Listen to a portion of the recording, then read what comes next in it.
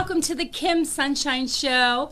I am Kim Sunshine, your host, the perpetual business owner, and one of my favorite things is talking to local businesses and really find out what's going on. Today, I'm here with Ramon Marrero. Okay. Ramon Marrero. And what Ramon does is puts together events, and we have an exciting event coming up that we're going to tell you all about. But Ramon, how are you doing today? I'm doing great, thank God. I'm alive, and that's all that counts. I'll tell you what, every day is a gift. Amen. Every day is a gift from God. Amen to that. So now you do events, and it's a lot to put together an event. Yes, That's a lot of logistics. A lot of logistics. Yes, it is. So how long have you been doing events? I've been doing events for over 25, 30 years. Many events, all types of events. But here in Palm Coast, this will be my 5th event. Number five, Hispanic cultural events, Caribbean events. It'll be my number 5th. Okay, so what great foods can we look forward to? Because anytime you have a cultural event, you got to think about the food. This will be a Hispanic cultural event, so you can expect all kind of Hispanic foods from all types of Hispanic countries. So empanadas, Colombia, are we going to have 100 Cuban, different empanadas? Oh, Cuban! Oh, Cuban so empanadas, empanadas. Colombian, Puerto Rican food, Argentinian food. You can expect food from all over. It's going to be Latin good. America, yes. Oh, that's going to be great. And when is the event happening? It's coming up. April 16th. April 16th. From 11 a.m. to 9 p.m. And where is it going to be? At the Town Center Central Park, and we are bringing top-notch entertainment. We will have Melina Leon.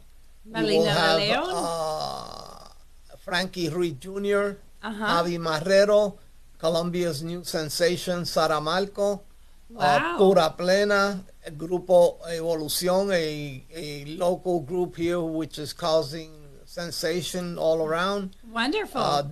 Folkloric dancers from everywhere and from different countries. So now, I hear your beautiful accent, and I always love to hear an accent. Where are you from? I was born and raised in New York. But I can hear your New York accent a whole lot. But where's your family from? My family's from Puerto Rico. Puerto Rico? Yes. Oh, you know what? I'm glad you're the one putting the party together because Puerto Ricans really know how to party. Yeah. Like there was one time I was doing sales for a DJ up in New York, and his name was Angel, and he was Puerto Rican, and we were doing for weddings. And I'll tell you what, the Puerto Rican weddings cost 3 times more because you got to add on all these things. I mean, it is a big party, and every Puerto Rican couple got the whole package for the Puerto Rican wedding. So this is going to be fun. I didn't realize you were Puerto Rican. Oh, yes, it is. Yes, it is. Yeah. Even though I spend the majority of my adult life in Puerto Rico, I lived 31 years in Puerto Rico, and I did my whole adult thing in Puerto Rico. Okay. I retired in 2007 and came to live in Palm Coast. I've been living here since. I love Puerto Rico. We would go there on the cruise ships, and it was San Juan, and San Juan has the best, Coach store, and they would have, it's the biggest selection of Coach things that are a little bit discounted, and I just love always getting a good deal. So yeah. I love that. And they would have the Junior Perk and all the good places. There so many fun places to shop there in San Juan. It was one of my favorite stops. And then the history, where the cruise ships come in, there's that beautiful park and there's a statue there and the cobblestone streets and the good food. I love Puerto Rico. Yeah, they just finished the Sanse 23, which is the fiesta of the San Sebastian Street, a 4-day festival. Oh, nice. Did you go? No, I couldn't go this year. But do you usually go? I For the 4-day festival, do you get any sleep? How fun is that? So now you're from New York. What part of New York? Brooklyn. Oh, from right in the city. Okay, so we're not going to mess with you. There's something to be said for people who grow up in a large city. I think I call it like playground. We get a playground ethics or a playground set of morals because, we always played at the same playground. And if you messed up, you'd get into a fight and they'd send you home. But you'd have to come back. And you didn't have to get back into that relationship with the people on the playground. And it was kind of like everybody on the playground kept everyone in check. You learn to take it and keep going. Yeah. No, I love my days growing up. I grew up in Pittsburgh, Pennsylvania, and I was right outside of the city. But we would walk to the city to go to hang out at the parks, and with basketball and all the fun things to do. And yeah, I think there's a playground etiquette that the kids of today did not learn. It's a lot of things the Yes. kids of today didn't learn, but at the same time, the kids of today have a different lifestyle that you learn to appreciate also. Well, sure, and we, our generation and your generation makes things easier for the kids younger. That was our whole goal as parents. Let's just make things a lot easier for our kids, and also we have all the technology. So not only did we have the mindset that we wanted to make things easier, and I think that came from the generation before because they went through the depression. They want to make things easier, and that was instilled in us too. We want to make things easier, but we actually had it pretty good. And now the kids today, boy, they don't need, they have a whole different world of good that they probably don't even realize. Amen. And so, how technology? Like, what's technology like for you? Like, okay, so you're born in Brooklyn, spend most of your time in Puerto Rico. And how are you with technology? Like, do you love it? Do you hate it? That's my everyday life. I live in front of a computer. I do all my work with computers. I deal with music. I deal with photography. I deal with videos. I have to. This is the business. This is the business, Montano exactly. the name of my company is Motano Productions. Motano Productions. And I do all kinds of things with the business. So the interesting thing is I love that you're doing these events. I love, first of all, bringing the culture for everybody getting together, but also bringing people together because right now we are in such a technological world that people might think that you're never going to get that human interaction online. I don't care as much as you want to try. Zoom calls came up and chat rooms or groups and all this is fun, but I think people still need that human interaction. That was the main reason I decided to do the festivals again when the mayor approached me and asked me why I stopped doing them. And I told him my reasons. He asked me if I would take another shot at it. And I said to him that the only reason I would do it is to get people together again. Sure. Because we're lacking that. Our community is lacking getting together and working together as one whole and putting a product out there that's worth, sharing. Sure. And that's what I'm trying to do.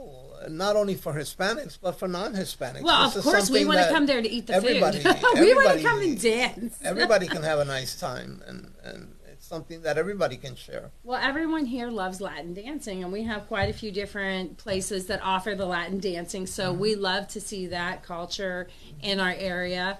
But yeah, and Town Center was created for events like that. Like Town Center is huge. There's a lot of room. So are you going to have like a dance floor there set up? Yeah, well, a whole stage and everything. Okay. Are you putting something down for a dance floor, or is it just going to be on the regular surface? No, okay. just the regular surface. Yeah. Okay. Yeah, and a lot of vendors coming? Yes. So what type of vendors are you looking for? We're looking for all types of food vendors, for all type of exhibitors, companies that want to exhibit their services and sell their services and sell their products, and anybody that wants to just throw out there what they do and what they make. Awesome. And what is the admission to come in? The admission, early bird online is $13. At the door is $15. And you can go on the website. Everything is on the website, www.MotanoProductions.com. And MotanoProductions.com. If you want information, it's info@MotanoProductions.com. And if you're interested in being a vendor, exhibitor, a sponsor, or even advertisement for the program book, it's sales@MotanoProductions.com. Fantastic. And is there an age limit? Like, do children pay, or is No, it adults only? below 12, they don't. we do not pay. Okay, so bring your kids, and it'll be below 12 years old. So is it a one-day event? It's a one-day event this year. Hopefully, for next year, we'll be back at 3-day events. Oh my gosh, a 3-day party. So you're trying to take us to Puerto Rico. So yes, okay, so what time are we looking at? Like From 11 to 9. Oh, it's going in the evening. See, this is nice. Okay, so we always hear about siestas.